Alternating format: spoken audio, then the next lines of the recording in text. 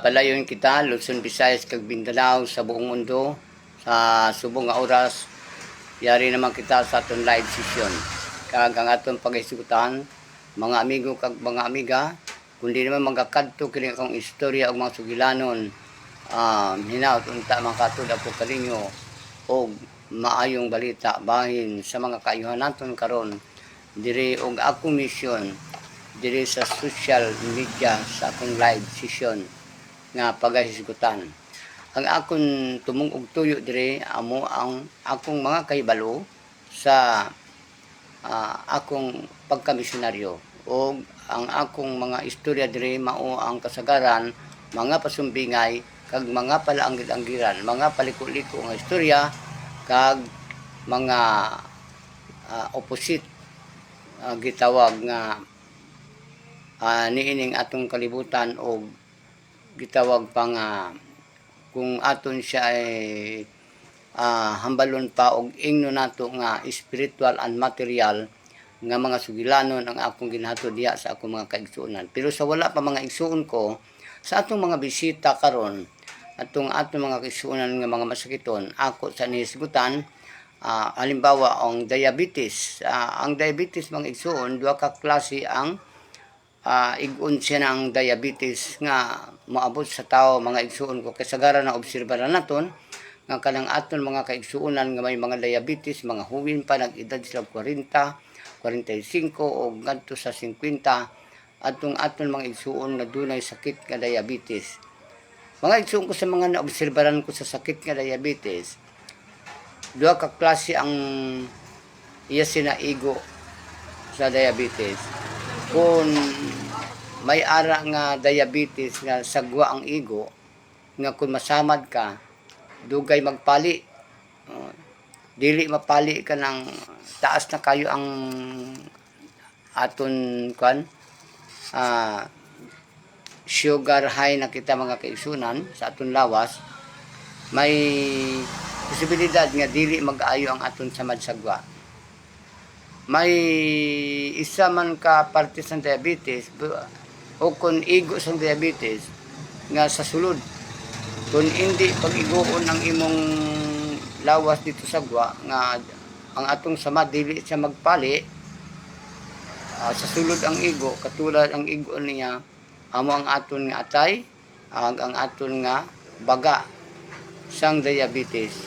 Mao kini siya ang aton pagabantayan o kadungan ang mga sintomas sa atong lawas nga maga-reaksyon sa panahon kung ang mga babae ara sa premenopause. Kag ang iguon man sa mga babae nga naga-premenopause, ang ila witter, ang ila nga breast, igon sa ila mga reaksyon sang dugo nila samtang gaminopause sila. Pero dili ingon nga gaminopause nga wala na ang inyong pamulanon. Ara pa ang pamulanon. Kaya ang mga babae gali, kung nagaedad sila og 40, 39, 40, ngadto 45, nagauso na ang gitawag reaksyon sang inyo premenopause sa mga kababayan nga nagapanimata pagani ni anang mga panahon na mga igsuon kay ara pa man na ang ila mga menstruation. Sa aton pa makaangkon kita sing mga reaksyon sa aton lawas kasagaran ang aton mga igsuon, may diabetes o high blood ang ila batyagon sa panahon nga mareaksyon na ang ilang mga menopause. Gani mga kaigsuonan ko kining ako nga gihatag nga mga vitamins o kung suplemento sa aton mga kaigsuonan nga may mga diabetes kag may ara sila mga kidney trouble o may mga inspection sila sa pangihi. Ang vitamins nga akong gihatag mga igsuon mao kini ang Ganosylium. Kining Ganosylium mao kini ang vitamin o suplemento nga ginapakaon ko sa akon mga bisita nga nagapangayo sila advice sa ilang mga reaksyon sa ilang mga lawas nga dili maayo mga kaigsuonan ug ipares ko kini mao ang Resigano. Kining Resigano mao kini siya ang tested naman usab nga para sa may mga infection sa pangihi o prostate, sa may mga prostate. Kay kining akong nahibal-an diri sa mga sa sining mga suplemento, madamo na ako sa mga bisita diri ako mga kaigsunan nga nagapangayo sila advice bahin sa ilang mga balatian. Labi na to usab ang naga menopause og ang may mga diabetes nga akong mga kaigsunan, ang ako pong gihatag kanila kining gitawag nga Andrew G. Ang Andrew G, isa siya sang para sa may mga diabetes o may mga ubo, hilanat, ang ini nga mga suplemento. Isabay na akong ini sa akong mga advice sa ila sa pagtambal espirituhanon, pagtudlo sa ila kung paano sila pangamuyuan nga mag-ayo sila sa ilang mga balatian. Gani isa na dira usab ang pinakanami usab nga aton ipamainit kun aga aton ini supply sa aton lawas amo ang gitawag nga Linsikopi. Ang Linsikopi ang aton pag-inom kung naatay gibatyag sa lawas, halimbawa mainom kita sa aga dili pa kita kapamahaw ato nang imnon ang Linsikopi. Kini siya nga mga produkto nga akong ginahatag ginahaboy sa inyo, usa kini ka pahinumdum diya kaninyo kay kining akong mga bisita diri nga nagapangayo sila og mga advice sa ilang mga balatian o mga sakit o reaksyon sa ilang mga lawas nga dili maayo amo ang produkto sang DXN mga kaigsunan. Og ang Linsikopi katulad sining akong giinom karon, iya produkto sang DXN ang Linsikopi.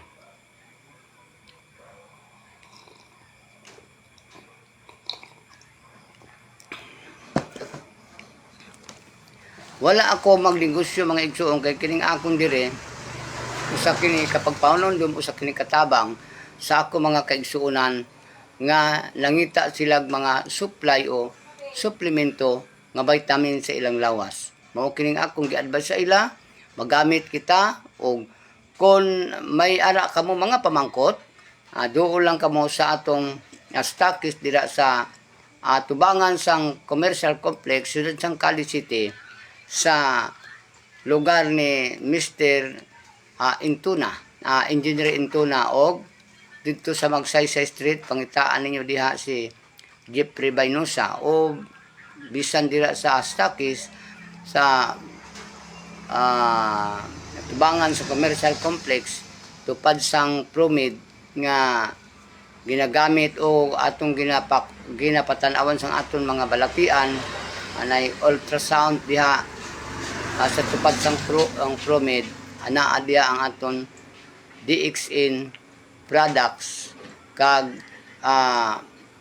sa siyudad sang Cadiz. Mga amigo ko kag mga amiga nga kung kamo gusto man nga mag gamit sang produkto sang DXN Linsikopi nga makahatag supply maayo sa aton lawas kun aton sa pisanan mga kaigsunan. Mao kini mga igsuon nga ang ako karong hatag sa inyo nga medyo pahanumdum diya sa aton mga kaigsunan nga dunay mga gibatyag sa lawas nga matagaan sila og suplemento sama lamang sa pagkaon kay dili manimbulong kundi isa sa ka suplemento para sa ikayang lawas og dili kaayo kita magkasakit. Pwede mga kaigsunan ko padayon kita, nagiingon ko na ang ato diri hisgot og usa lamang ka paginung-anon diri sa aton sa kahanginan sa mga kaayuhan nga atong istorya. Kay kita kanunay kita naghisgot og kaluwasan. Kanunay kita naghisgot og paano naton makaupod ang Dios. Kanunay kita naghisgot paano ang aton pagpanginabuhi. May mga question kita sa aton usahay mga kaugalingon kung diin ang Dios. Sino siya kag sa karon ano siya, ano ang ginahimo sa atong Dios. mga kaigsunan. Ang ako kini istorya usa kini siya ka mga pagtulunan nga gitawag Kolehiyo de Misteryo. Ano bala ang Kolehiyo de Misteryo?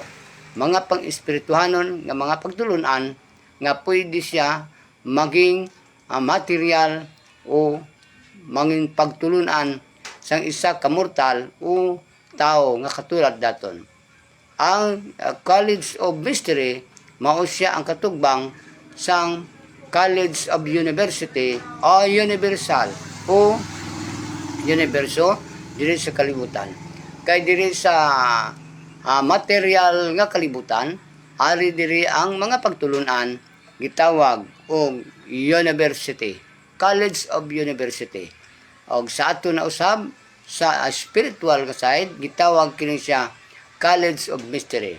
Og ikaw nagtuon ka og College Mystery, ang ato gitun-an mao ang mga butang og mga gibilin nga mga sugilanon o mga pagtulunan, mga pasumbingay nga gibilin sa atong Ginoong Diyos Jesucristo katulad dito sa Revelasyon o mga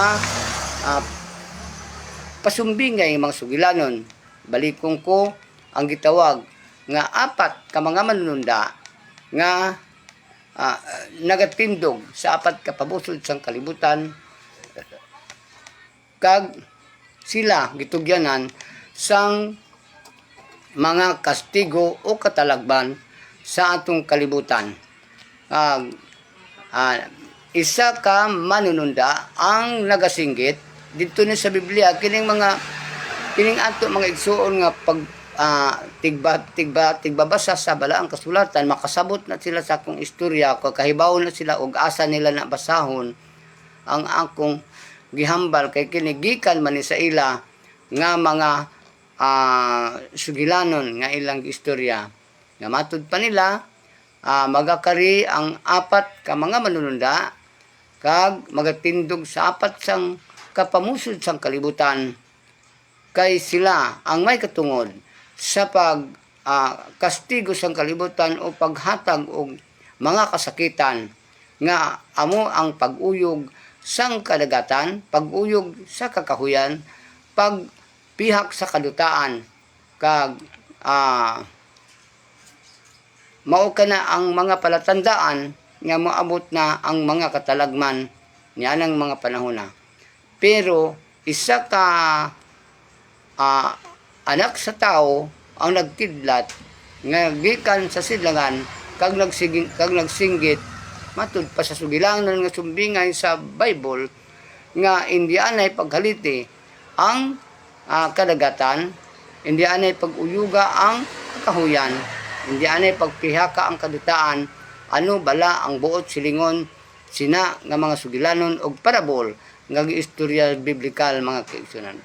Akon hubaron kini og mutuo ba kamo og indi kining mga pasumbingay nga sugilanon nga gibilin biblikal mga igsuon ko. Kay nagtindog ang upat ka manununda kag sila may katungod sa pag kastigo sa kalibutan. Pero isa ka manununda ang nagsinggit man nga nagkidlat gikan sa sidlangan nga matud pa hindi anay paghaliti ang kadagatan, paguyuga ang katubian, hindi anay paghaliti o pagpihaka ang kalutaan o hindi anay pag-uyuga ang mga kakahuyan. Ako kinisulbaron kung bala ma-satisfy kamo sa sining akon mga paghubad-hubad sa mga sumbingay o mga parabol, mga palaanggit-anggiran nga sugilanon biblikal mga kaigsunan. Kay nagsiling ang isa ka manununda, hindi anay paghaliti, yan ang mga utang sa kalibutan, samtang hindi ko pa matapos sa pagpamatiin ang akong mga katawan. Nagpasabot gali mga igsuon nga patinan niya ang iya mga katawan. Karon, yari na kita sa gitawag nga climate change mga kaigsunan. Ano ang nagkakatabo sa subong nga panahon? Ano bala ang apat ka pamusod sang kalibutan? Ang apat ka pamusod sang kalibutan nga giingon pa sa usa ka manununda nagasiling hindi anay pag-uyuga ang kadagatan ang katubian. Hindi anay mao kana ang gitawag tidal wave, mga baha, lunok. Mao kana siya ang mga pag-uyog sa katubian. O ang giingon diha sa isa ka manulunda nga hindi anay pagpihaka ang duta kun buot sa silingon linog. Mao kana siya ang linog, mga amigo kag mga amiga. O ang gitawag pa niya nga hindi anay pag-uyuga ang kakahuyan kay samtang hindi pa nakon matapos pamatin ang akong mga katawhan, amo ang bagyo, mga igsuon. Nagaabot na kanato ang linog, masyadong asud-asud kapag linog, masyadong asud-asud kapag abot sang bagyo, gauyog ang mga kakahuyan, asud-asud kapag baha, o sa katubian, o tsunami, tidal wave, kay kana siya mao ang gitugyanan, ang gitawag mga hari sa nagkalain-lain nga kinayan sang kalibutan, mao ang king of the sea, king of the land, o king of king of the air, ang buot silingon sang gisinggit sang isa ka manununda. Kini akong istorya kung inyo kini masabtan, kini makakuha lamang kung makasabot ani ang nagtuon sa College of Mystery. Kini akong istorya para sa tanan, pero ang makasabot lamang mga kaigsunan. Kay unsa man di ay ang unsa ka apat ka pamusod sang kalibutan. Ang apat ka pamusod sang kalibutan amo ang gitawag North, East, West, South. Amo na siya ang corner o amo na siya ang gitawag nga pamusod sang kalibutan. Ngano nga may pamusod man ang kalibutan? Kay kun imo sa lantawon usa siya ka murag makaingon kita nga dili nakatukma, dili nagkainsakto kay ang kalibutan tipulon man. Nganong moingon man ako nga adunay pamusod o corner ang kalibutan, kay giingon diya sang mga manununda nga magakari ang apat ka mga manununda, mga tindog sa apat ka pamusod sang kalibutan. Ano bang utilingon sang apat ka pamusod sang kalibutan? Ang apat ka pamusod sang kalibutan amo ang North, East, West, South.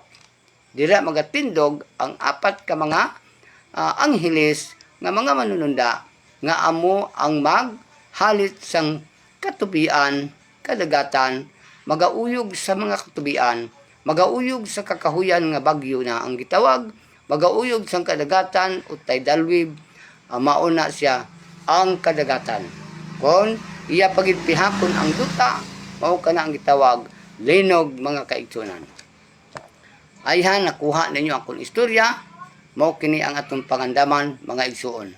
Kag maabot ang mga nagkalain-lain nga mga balatian, mga piste nining atong kalibutan. Unsa man nga kaluwasan ang atong pagahimuon, mga kaigsunan.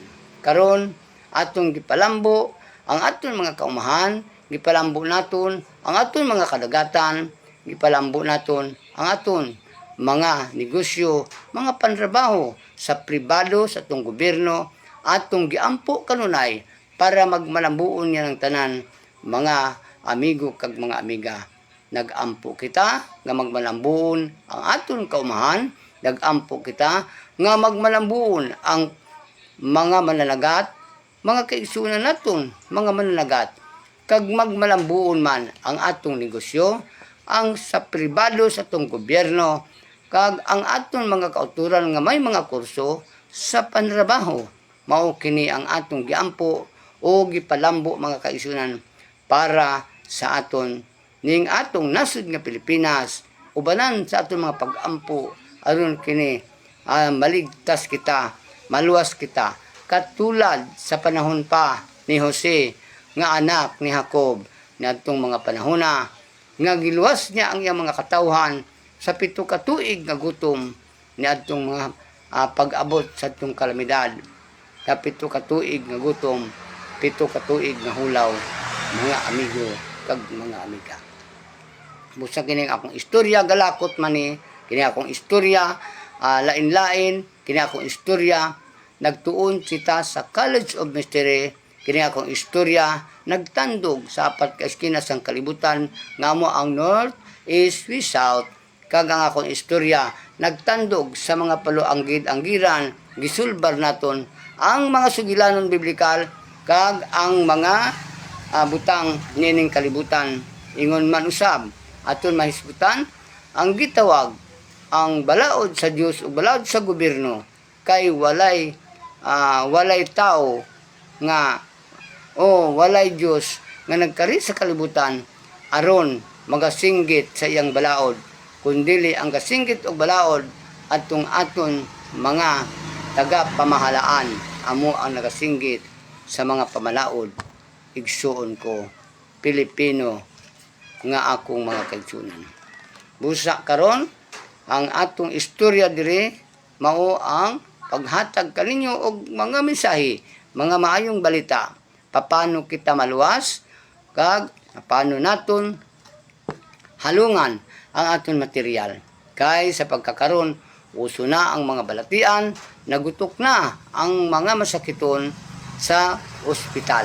Nagutok na gani ang mga tao, nagkalisod-lisod nino mga panahon na kay may mga sakit nga dili na masabtan, material kag spiritual nga mga balatian nga gikan sa hangin, mga elemento nga gikan sa hangin dautan, mga elemento nga gikan sa kadutaan, mga dautan, mga elemento nga gikan sa kasapatan nga mga balatian, mga elemento nga mga sakit nga gikan sa kakahuyan, mga dautan, mga kaigsunan. Kining bulan sa Agosto, mao kining inyong pangandaman, kay mao kini ang bulan diin mao ang paghatag og sakit sa mga kasapatan, katulad sang mga manok, katulad sang iban pa nga gusto nila nga kuhaon, mga kaigsunan. Kay kining bulana mao ang paghatag og mga promosyon sa atong mga pagkabutang, sa atong mga kaumahan, atong kadagatan, mga kaigsunan. Kini akong istorya, usa lamang kini kapahanumdum diya kaninyo, o kining akong sugilanon, usa lamang kini kapayo diya kaninyo, kag sin-o gid ako, nga mohatod kaninyo og mga maayong istorya. Pero kining akong usa lamang kini kakahibalo sa akong pagkamisyonaryo sa Philippine Benevolent Missionaries Association Incorporated. Hindi mo silingon, nga dire nag-advertise ako sa inyo, hindi, kundi ako lamang magihatag diha kaninyo ang mga maayong sugilanon para sa atong mga kaigsunan. Sa mga nagapati lamang, kag sa mga nakakita lamang, kag para lamang sa mga nakadungog, kay matud pa sa balaang kasulatan, pagpaminaw kung ikaw may igdulungog, kung ikaw nakakita, tan-awa ang imong nakita o paminaw kung may igdulungog, matud pa sa singgit sa espiritu, mga kaigsunan. Daghang salamat. Maayong gabi sa tanang, sa inyong pagkamati. Lusod siya sa Mindanao, ring akong mga sugilanon.